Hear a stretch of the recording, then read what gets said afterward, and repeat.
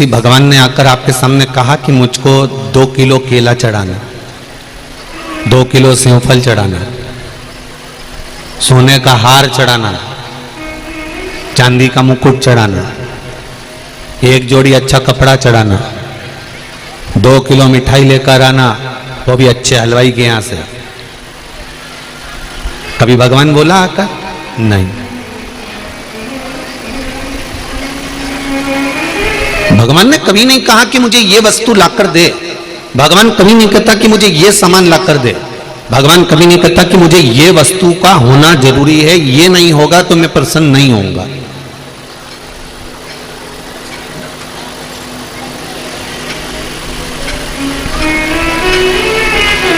शिव महापुराण की कथा तो यहां तक कहती है 1 लोटा जल हो चढ़ा दो, नहीं हो बेलपत्री हो तो बेलपत्री चढ़ा दो, बेलपत्री भी नहीं हो तो शंकर भगवान की उठाकर धोकर उसी को चढ़ा दो, वो भी नहीं हो तो फिर 3 बार ताली बजा दो, इतना भी नहीं हो तो मंदिर से जाते जाते मंदिर के शिखर का दर्शन कर लो, वो भी नहीं हो सकता तो कोई मंदिर से निकल कर जा रहा हो, मंदिर में दर्शन कर कर जा रहा हो, पूजन कर कर जा रहा हो, उसका दर्शन कर लो। अगर वो भी नहीं हो सके तो कोई पंचाक्षर मंत्र, षडाक्षर मंत्र या श्री शिवाय नमस्तुभ्यम, या तो नमः शिवाय बोले, ओम नमः शिवाय बोले, श्री शिवाय नमस्तुभ्यम बोले, राम बोले, कृष्ण बोले, द्वादश अक्षर मंत्र ओम नमो भगवते वासुदेवाय बोले, दत्त बोले, देवी बोले, भगवती बोले, भगवान का नाम ले रहा हो, कोई परमात्मा की भक्ति में डूबा हुआ हो, जो मंत्र का जाप कर रहा हो, जिस मंत्र का कर रहा हो, आप उस मंत्र के जाप करने वाले व्यक्ति का भी अगर मुख का दर्शन कर लेते हो तो शिव महापुराण की कथा कहती है समझ लो भोलेनाथ का दर्शन हो गया, शिव का दर्शन हो गया। जो भगवान के भजन का स्मरण करता हो, जो भगवान का नाम जाप करता हो, भगवान का कीर्तन करता हो, भले वो राम का करे, कृष्ण का करे, शिव का करे, पंचाक्षर करे, षडाक्षर करे, द्वादश अक्षर करे, 2 नाम का करे, 2 अक्षर का करे, 2.5 अक्षर का करे, चाहे श्री शिवाय नमस्तुभ्यम जपे, उसकी मर्जी हो वो जो जपे। अपना प्रेशर किसी के ऊपर नहीं होना चाहिए कि तुम्हें ये जपना ही पड़ेगा, तुम्हें राम कहना ही पड़ेगा, तुम्हें कृष्ण कहना ही पड़ेगा, तुम्हें पंचाक्षर बोलना ही पड़ेगा, तुम्हें षडाक्षर बोलना ही पड़ेगा, तुम्हें श्री शिवाय नमस्तुभ्यम बोलना ही पड़ेगा, तुम्हें 2 अक्षर ओम नमो भगवते वासुदेवाय बोलना ही पड़ेगा, तुम्हें दत्त बोलना ही पड़ेगा, तुम्हें देवी का नाम लेना ही पड़ेगा। हमें किसी के ऊपर प्रेशर नहीं। इसलिए तुलसीदास जी ने अपने पद में लिखा, चौपाई में लिखा कि कलयुग केवल नाम धारा। तुलसीदास जी ने ये नहीं लिखा कि कलयुग केवल राम धारा, राम नहीं लिखा। तुलसीदास जी कहते तुम्हारी मर्जी पड़े वो बोलो, मैं इस चक्कर में पड़ता ही नहीं कि तुम राम बोलो, तुम तो बोलो बस, कुछ भी जपो, जपो जरूर। तुलसीदास जी ने ये चौपाई क्यों लिखी कि कलयुग केवल नाम धारा? क्योंकि तुलसीदास जी को मालूम है मैंने मरा मरा जपा तो राम मिल गया, मैंने मरा मरा जपा तो मुझे राम मिल गया। तो तुम कुछ भी जपो, जपो तो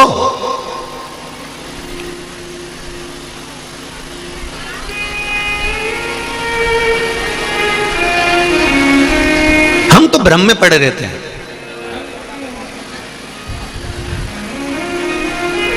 हम 24 घंटे हर पल, हर घड़ी, हर क्षण प्रैक्टिकल करने में लगे रहते हैं। पहले कृष्ण जप के देखते हैं, कृष्ण से काम नहीं हुआ तो राम जप कर देख लेते हैं, राम से काम नहीं हुआ तो शिव जप लेते हैं, शिव से काम नहीं हुआ तो देवी जी को जप लेते हैं, देवी जी से काम नहीं हुआ तो दत्त को जप लेते हैं, दत्त से काम नहीं हुआ तो ये देवता जप लेंगे। हम 24 घंटे प्रैक्टिकल का जीवन जीने का प्रयास कर रहे हैं।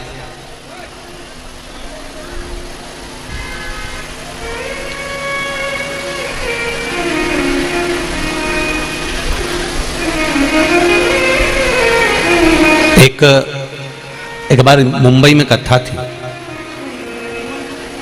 एक बेटी मिलने के लिए आई और वो बेटी ने कहा गुरुजी मैं यहीं रहती हूँ थाने में। मैंने कहा ठीक है, मैं रोज एक प्रैक्टिकल करती हूँ गुरुदेव। हमने पूछा कौन सा प्रैक्टिकल करती हो? गुरुजी मैं रोज प्रतिदिन एक फोटो हीरो हीरोइन का पलंग के पास रखती हूँ, सुबह देखती हूँ किसका फोटो का मुंह अच्छा है, मेरा दिन आज कैसा निकला है। हमने कहा गजब। अब पढ़े लिखे बच्चे को हीरो हीरोइन से निकाल कर शिव और पार्वती तक लेकर आना थोड़ा सा कठिन काम तो है।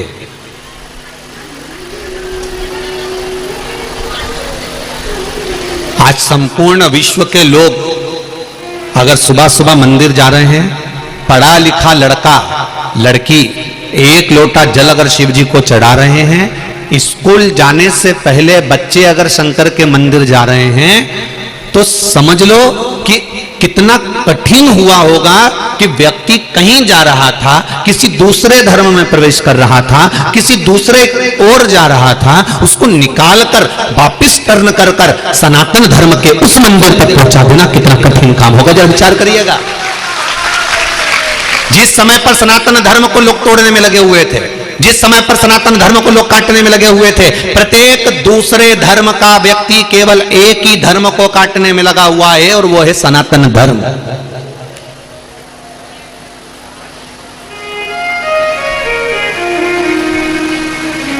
प्रत्येक दूसरे धर्म का व्यक्ति केवल एक ही धर्म को काटने में लगा है, सनातन धर्म को।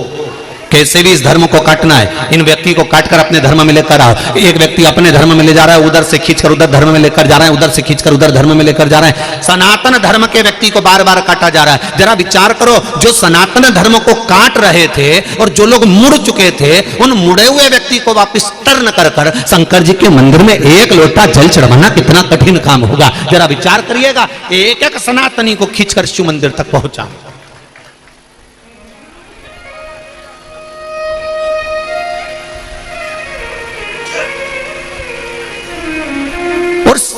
शंकर मंदिर तक कब गया वो? जब उसके हृदय में विश्वास जागृत हो गया। उस बेटी ने कहा, मैं रोज हीरो हीरोइन का फोटो देखती हूँ, जिसका मुंह अच्छा रहता है उसका मैं एक हफ्ते तक मुंह देखकर अपने काम पर जाती हूँ, मेरे को फलता है। तो हमने कहा एक काम करोगे? उसने कहा जी गुरुजी। हमने कहा बेटा एक काम करो कि 33 कोटि देवी देवता हैं, नेट पे सर्च करना, तुम्हारा मन पड़ा करे तो फोटो को देखने की अपेक्षा हीरो हीरोइन के एक एक देवता का फोटो देखकर फिर सवेरे उठना। अगर कोई फायदा हो तो ठीक है, अगर 33 कोटि देवी देवता से तेरे को कोई लाभ मिले तो तू देखते रहना, नहीं तो वापिस हीरो हीरोइन का फिर मुंडा देख लेना, उसमें क्या दिक्कत।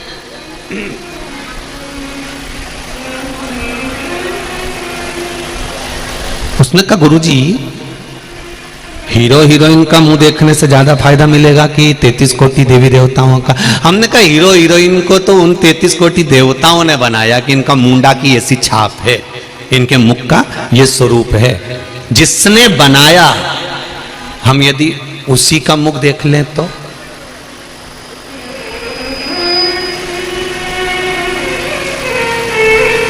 महाराज, तेरी प्रतिमा इतनी सुंदर, तू तो कितना सुंदर होगा।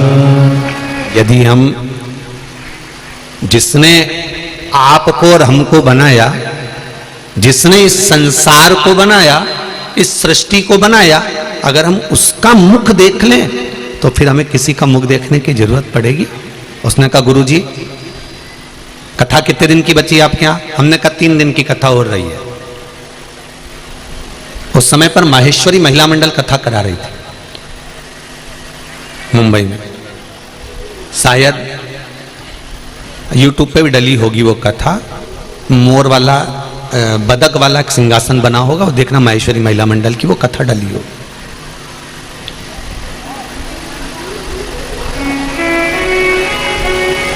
यहां पर भी मैं माहेश्वरी महिला मंडल को और माहेश्वरी महासभा को धन्यवाद दूंगा, जिन्होंने बस लगवा रखी है भक्तों को यहां तक लाने और ले जाने के लिए निःशुल्क। उनको बहुत बहुत धन्यवाद, बहुत बहुत साधुवाद। और भी सेवक लोग सेवा में लगे हैं, अग्रवाल समाज है, ब्राह्मण समाज है, साहू समाज है, पाटीदार समाज है। बहुत से लोग यहाँ से वहाँ तक, कोई ऑटो चलवा रहा है, कोई गाड़ियाँ चलवा रहा है, कोई बसें लगा रखी है। आपको बहुत बहुत धन्यवाद है। छत्तीसगढ़ के वास्तव में वो कहते हैं ना, छत्तीसगढ़िया सबले बढ़िया है। तो कहीं ना कहीं तो ये तो है, धान का कटोरा तो धन का कटोरा है, ये निश्चित है।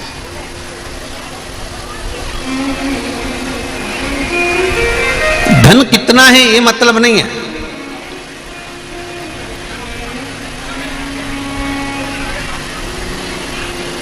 अच्छा, एक चीज और देखने को मिली छत्तीसगढ़ में, ये हमारी तीसरी कथा हो रही, पर तीसरी कथा में भी हमने देखा कि ये पंडाल भी धान के कटोरे जैसे ही बनवाते हैं। हमने ये चीज तो देखी है यहाँ पर, मतलब वो पंडाल ऐसा तो मिला ही नहीं, जब भी मिला नहीं तो गोल ही मिला। तो हमने आशीष से कहा, आशीष बोला गुरुजी पंडाल लग गया था, हमने तो देखा ही नहीं था, हमने तो आशीष से कह दिया था गोल लगा होगा पक्का है।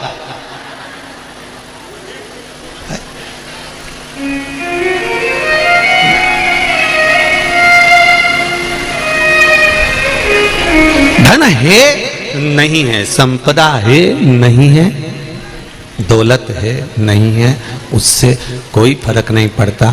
पर छत्तीसगढ़ वालों का एक भाव जरूर कहूंगा कि धन और वैभव से नहीं, यहाँ के लोग दिल से जुड़ते हैं और दिल से ही आनंद सेवा करते हैं। बहुत बहुत साधुवाद है।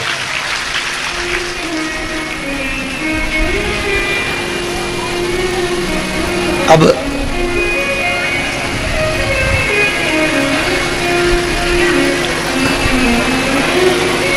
उस बेटी ने पूछा, गुरुजी कथा कितने दिन की रह गई? हमने कहा 3 दिन की कथा हो रही।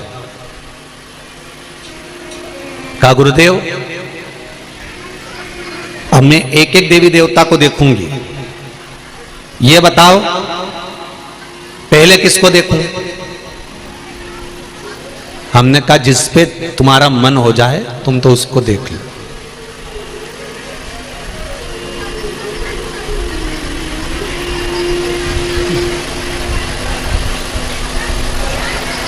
आप मानोगे नहीं, 3 दिन की कथा भी पूरी नहीं हुई और वो दूसरे दिन कथा में सबसे आगे आकर बैठी हुई थी। माहेश्वरी महिला मंडल ने उस बेटी को 2 बार कहा, बेटा सेकंड वाले सोफे पर जाकर बैठ जाओ, पर नहीं बैठी। कहा यहां कोई अतिथि आने वाले हैं, वो नहीं बैठी, वो फर्स्ट पर ही बैठी।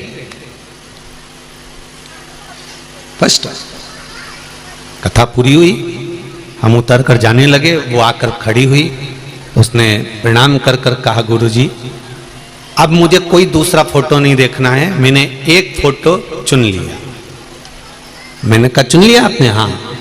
2 दिन से उस फोटो का सवेरे से दर्शन करती हूं और पहले दिन जब मैं दर्शन करके चली हमेशा ट्रेन के धक्के खाकर जाती थी, पर मेरे भाई ने मुझे 4 व्हीलर गाड़ी दिला दी है, इतनी कृपा कर दी है। और दूसरे दिन जब मैं ऑफिस में पहुंची तो मेरा प्रमोशन का लेटर मेरे हाथ में था, इसलिए अब मैं किसी का चेहरा नहीं देखूंगी। तो हमने पूछा तूने चेहरा देख लिया? हो देख लिया।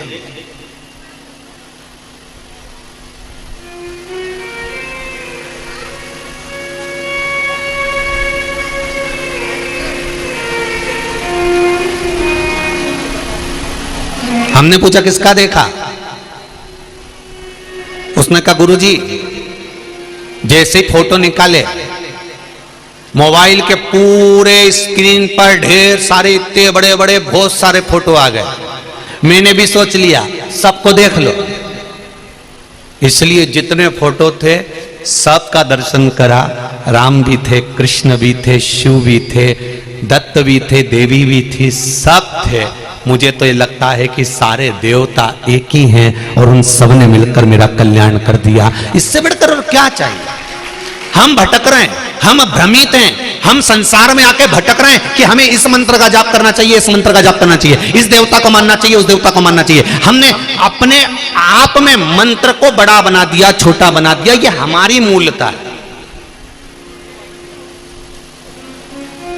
इतने साल हो गए शिव महापुराण की कथा को करते करते, इस व्यासपीठ से ये कभी नहीं कहा गया कि इस मंत्र को जपना और इस मंत्र को छोड़ देना, या इस मंत्र को जपना या इस मंत्र को छोड़ देना। प्रत्येक कथा में एक ही बात कहा जाती है, चाहे राम बोलो चाहे कृष्ण बोलो, चाहे 2.5 अक्षर का बोलो, चाहे 2 अक्षर का बोलो, चाहे पंचाक्षर बोलो, चाहे षडाक्षर बोलो, चाहे द्वादश अक्षर का बोलो, चाहे श्री शिवाय नमस्तुभ्यम बोलो, चाहे दत्त बोलो, चाहे देवी बोलो, तुम्हारा मन पड़े उसको जपो, पर मंत्र जपो जरूर। इस व्यासपीठ से एक बात हम बार बार कहते हैं, मंत्र का जाप करना। मंत्र कोई छोटा नहीं होता ना बड़ा होता, कोई बड़प्पन का कि ये बड़ा हो गया ये छोटा। आप दिल से जिसको भज रहे हो वो बड़ा है।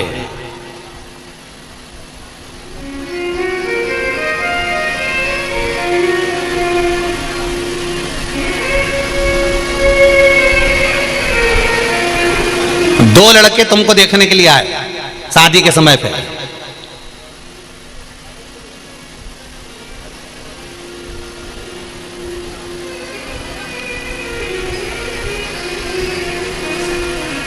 भेरूलाल और नाथूलाल, समझ लो प्रैक्टिकल। ये तो आप कथा को अपन अपने ऊपर लेकर चलते हैं। दो लड़के तुमको देखने के लिए आए, भेरू और नाथू। अब देखने दोनों आए, बातचीत दोनों से हुई, होटल में बैठकर बात भी करी, खाना भी दोनों के साथ खाया, घूम के भी आए, शादी एक से हुई। तो तुम पांव एक का पढ़ोगे कि 2 का पढ़ोगे? अरे बोलती तो जाओ, एक का ही ना। बहुत अच्छे से समझ लेना। तुम हलवा बना रही थी,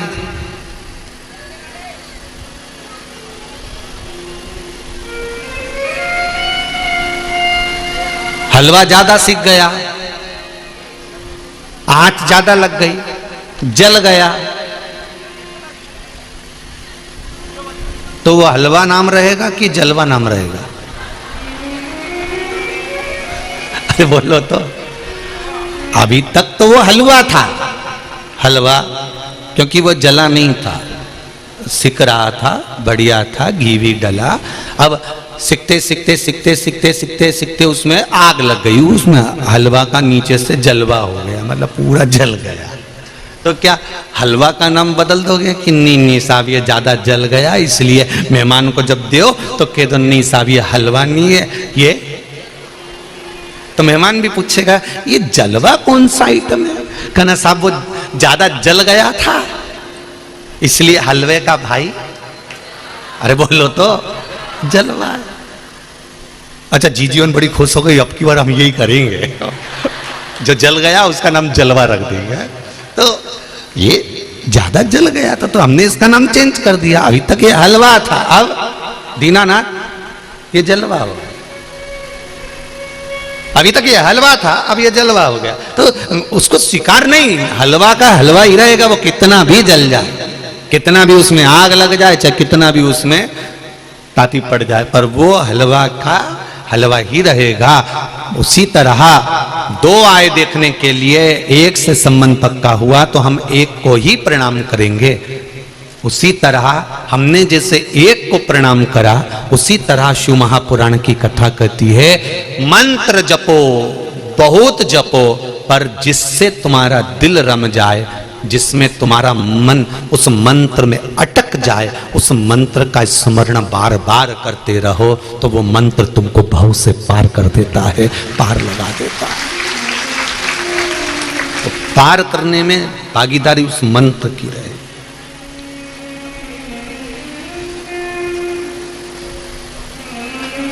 कभी भगवान ने नहीं कहा मुझे यह सामान देना। भगवान एक बात जरूर कहता है, तेरे चलते समय में, तेरे चलते हुए व्यापार में, तेरे चलते हुए समय में, तेरे चलते हुए जीवन में से थोड़ा सा जो मिल जाए वो करते चलो।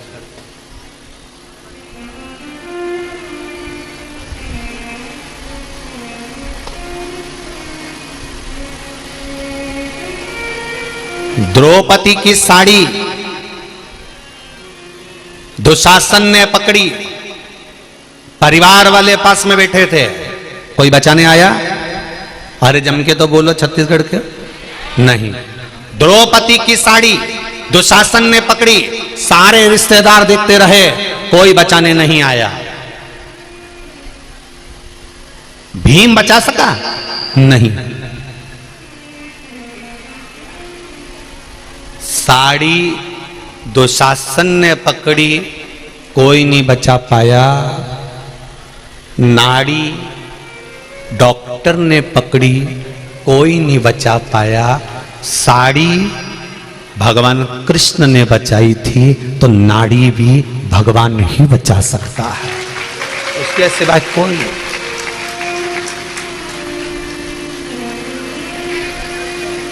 साड़ी के समय पर भी पूरा परिवार था।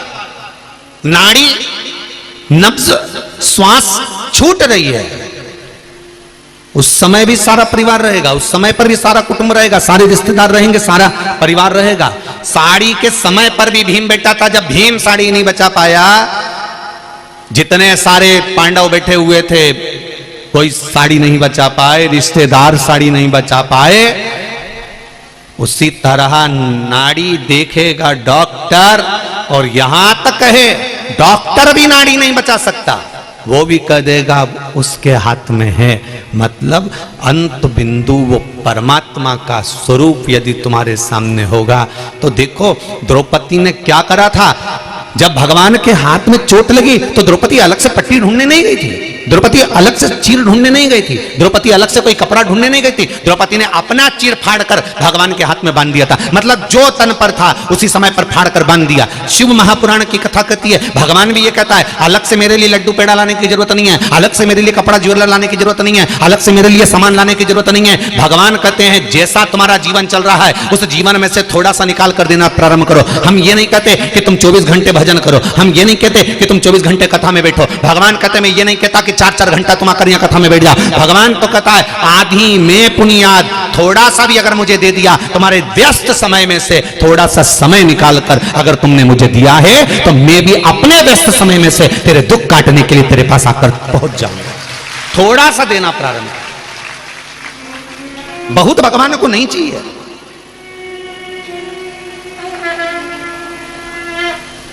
भगवान को बहुता में नहीं चाहिए, भगवान को तो थोड़ा चाहिए, और उस थोड़े में भगवान को आनंद का अनुभव हो जाएगा। थोड़ा कि भगवान को पाने के लिए भी भगवान का ही एक आनंद लिया जाए।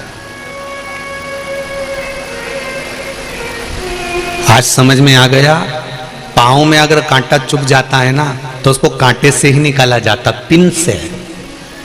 कांटा भी नुकेली और पिन भी नुकेली, कांटे को कांटे से ही निकाला जाता।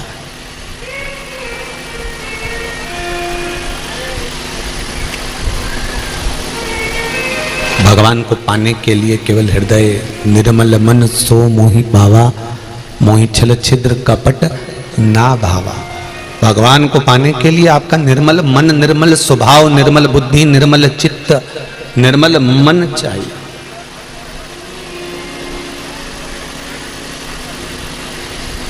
वो मिल जाए।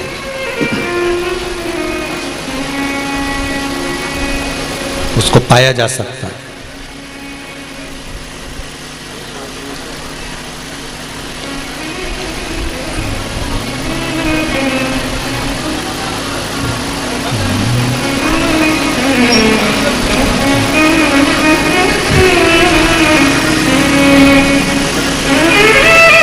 आप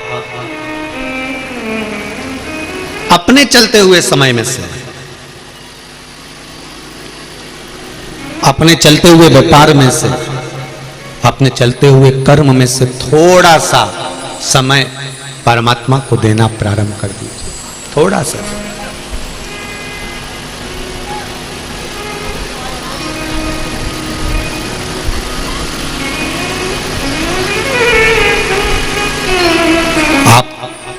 थोड़ा सा समय देना प्रारंभ करेंगे, वो परमात्मा भी आपको कुछ ना कुछ देना प्रारंभ कर देगा। भगवान कभी धन दौलत संपदा वैभव सत्ता, आपका बहुत बड़ा बंगला या गाड़ी या वस्तु से भगवान कभी प्रसन्न नहीं, कभी भी।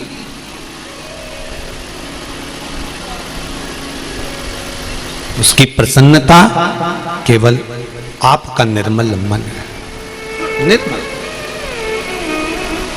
एक बार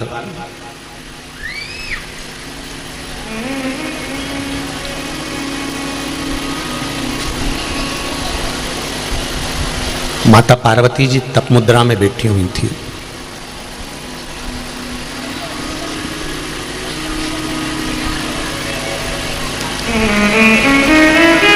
और तप में लीन थी मां।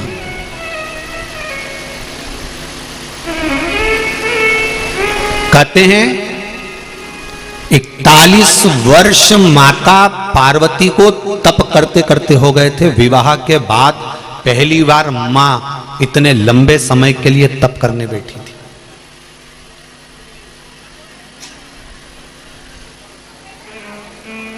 जरा समझ लेना बहनों, ध्यान रखिएगा थोड़ा सा। शादी के पहले आप व्रत कर लोगी, बहुत अच्छे से कर लोगी। शादी के पहले संकट सोमवार कर लोगी, बहुत अच्छे से कर लोगी। शादी के पहले सोमवार कर लोगी, बहुत अच्छे से कर लोगी। शादी के पहले तीज कर लोगी, चतुर्थी कर लोगी, छठ कर लोगी, सप्तमी कर लोगी। सारे व्रत शादी के पहले बहुत अच्छे से कर सकती हो। पर शादी के बाद जो आप व्रत करते हो ना, इस व्रत को करने के लिए शरीर, परिवार, कुटुंब, कबीला, मन, चित्त और वृत्ति, ये थोड़ी बलवान बनाना पड़ती है। शादी के पहले कोई चिंता नहीं है। शादी के पहले तो तुमने सोमवार के व्रत करे ना, शादी के पहले तुमने हरतालिका तीज का व्रत करा, शादी के पहले तुमने चतुर्थी का व्रत करा, दूज का, तीज का, चतुर्थी का, छठ का, पंचमी का, जो भी व्रत आप करती हो, शादी के पहले जो व्रत करती हो ना, उसको तो मम्मी, पापा, माँ और पिता तुरंत सारी तैयारी करके रख देते हैं। ले बेटा, मैंने थाली रख दी है। मम्मी कहती थी बेटा मैंने हलवा बना के रख दिया है, मंदिर जाके 3 हिस्से कर देना, सामान निकाल लेना, 2 हिस्से में छोड़ आना, 1 हिस्से लेकर आ जाना। मैंने आरती के दिए रख दिए हैं। मम्मी कहती है ये काम रख दिया है। शादी के पहले तो माँ पूरी तैयारी कर देती है, शादी के पहले तो पिता संपूर्ण तैयारी कर देता है, शादी के पहले तो सारी तैयारी तुम्हारे हाथ की हाथ में मिल जाती है। और शादी के पहले व्रत करने का आनंद तुमको जो आता है ना, क्योंकि सारी तैयारी सामने के सामने, तुम तो बस तैयार वैयार होके पूजन मूजन करके और वो चली। हरतालिका तीज, छोटी तीज, बड़ी तीज, शादी के पहले जो माताएं करती हैं, दीदियां करती हैं, उनको देखो कितनी खुश होकर करती है।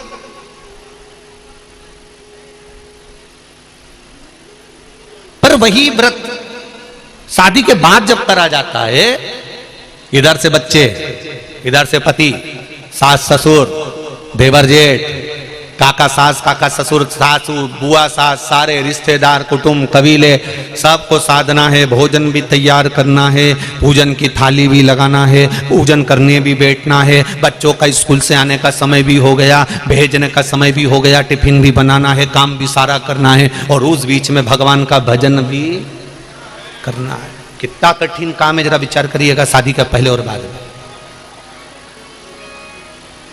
माता पार्वती 41 वर्ष विवाह के बाद में माता पार्वती जी ने जो तप साधना करी, साधना करते ही माता पार्वती जी के शरीर से एक ज्योत प्रकट होने लगी, एक ज्योति प्रकट होने लगी। तप का बल प्रकट होने लगा।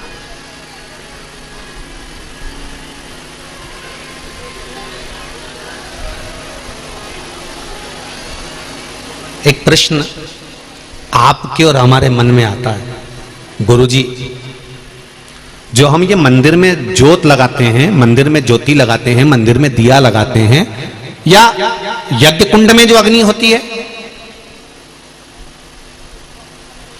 या जो ज्योत हम प्रकट करते हैं, चाहे माता रानी की करें या श्याम बाबा की करें या राम जी की करें या कृष्ण जी की करें या हम रुणिचा की करें या हम किसी भी देवी देवता की करें, ये ज्योत जो खड़ी करते हैं, ये ज्योत है कौन? ये ज्योति है कौन? इस ज्योति का प्रतिबिंब कहां से? इस ज्योति की प्रागट्यता कहां से? ये ज्योति किसकी लड़की है? ये ज्योति किसकी पुत्री है?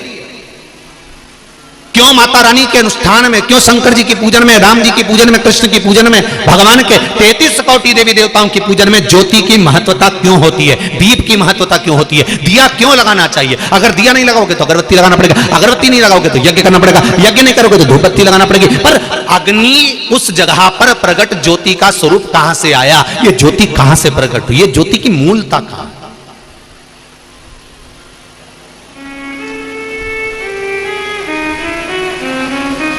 क्यों देवी के मंदिर में अखंड ज्योत जलती रहती है? क्यों शंकर जी के मंदिर में अखंड ज्योत जलती रहती है? क्यों भगवान के मंदिर में अखंड ज्योत जलती रहती है? उस ज्योत का महत्व क्या है? 12 ज्योतिर्लिंग में जाकर देखो, एक ज्योत जलती मिलेगी। देवी जी के मंदिर में जाकर देखो, शक्तिपीठों पर जाकर देखिए, एक ज्योत जलती मिलेगी। ज्योत नहीं जलेगी तो हवन कुंड में अग्नि जलती मिलेगी, पर ज्योत मिलेगी ही। इस ज्योत की महत्वता क्या? कौन है ये ज्योति?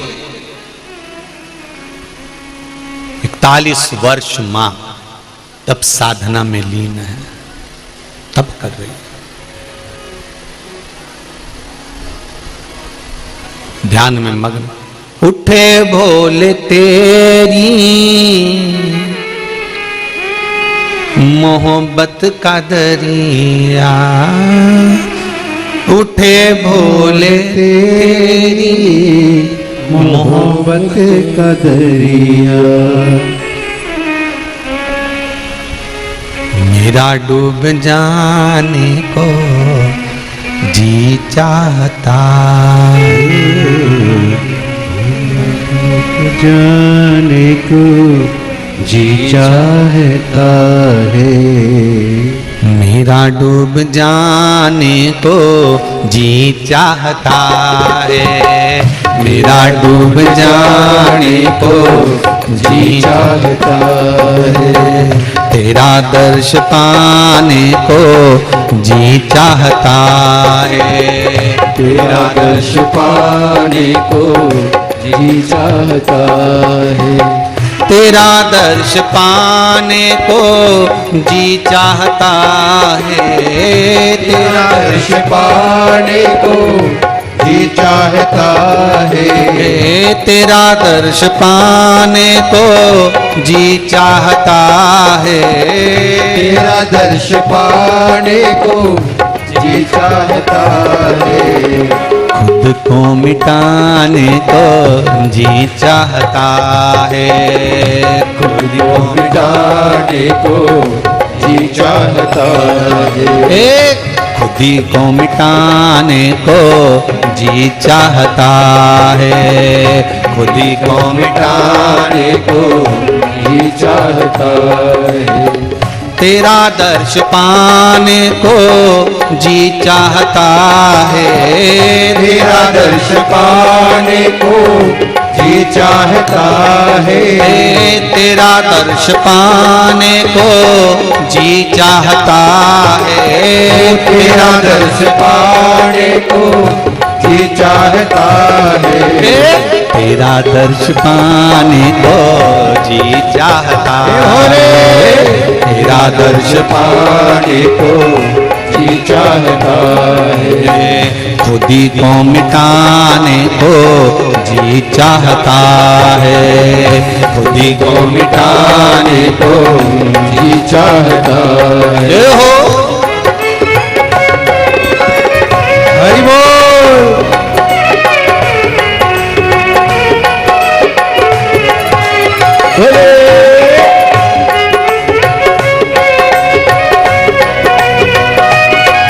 पीछे वाले भी दोनों हाथों से ताली से बजाते